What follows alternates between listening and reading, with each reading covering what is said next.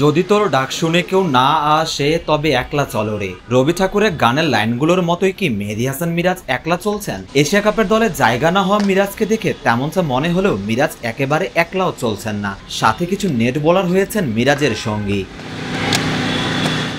সবকিছু ঠিক থাকলে মিরাজ হয়তো এশিয়া কাপের দলে থাকতেন, হয়তো ভারতের বিপক্ষে খেলতেও নামতেন, তবে তেমনটা হয়নি। এশিয়া কাপের দলে সুযোগ মেলেনি ওয়ানডে ক্যাপ্টেনের, তাই বলে অনুশীলন তো আর থেমে থাকবে না।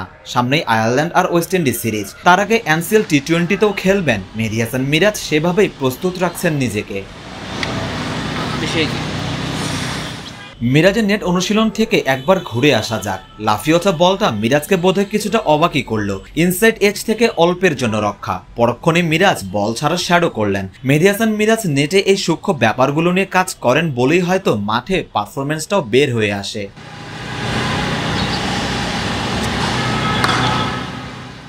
শর্ট বল খেলতে বরাবরই সমস্যা হয় বাংলাদেশি ব্যাটারদের, মিরাজও তার ব্যতিক্রম নয়। শর্ট বলে মিরাজের সমস্যার কথা নিয়ে আলাপও হয়েছে বিস্তর। মিরাজ নিজেও নিশ্চয়ই জানেন তার সীমাবদ্ধতার কথা, তাই তো শর্ট বলে নিজেকে আরো মানিয়ে নিতে বাড়তি মনোযোগ ওয়ানডে ক্যাপ্টেনের।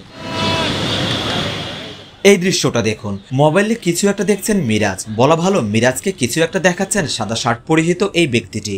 না, গোপন কিছু নয়, নেটে মিরাজের ব্যাটিং মোবাইলে ধারণ করে রাখছিলেন ওই ব্যক্তি। কোথায় কোথায় ভুল হলো সেটি মিরাজকে দেখিয়ে দিচ্ছিলেন তিনি।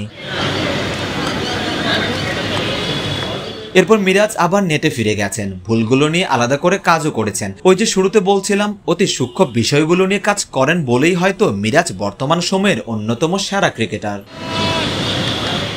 টি-20 দলে জায়গা হারানো মিরাজের পরবর্তী গন্তব্য সিলেটে, খুলনার হয়ে এনসিএল টি-20তে মাঠ মাতাবেন।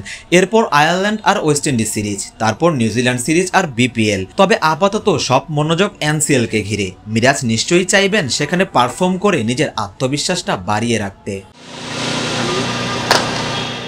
সরোয়ার সেতু, ক্রিকেট 97।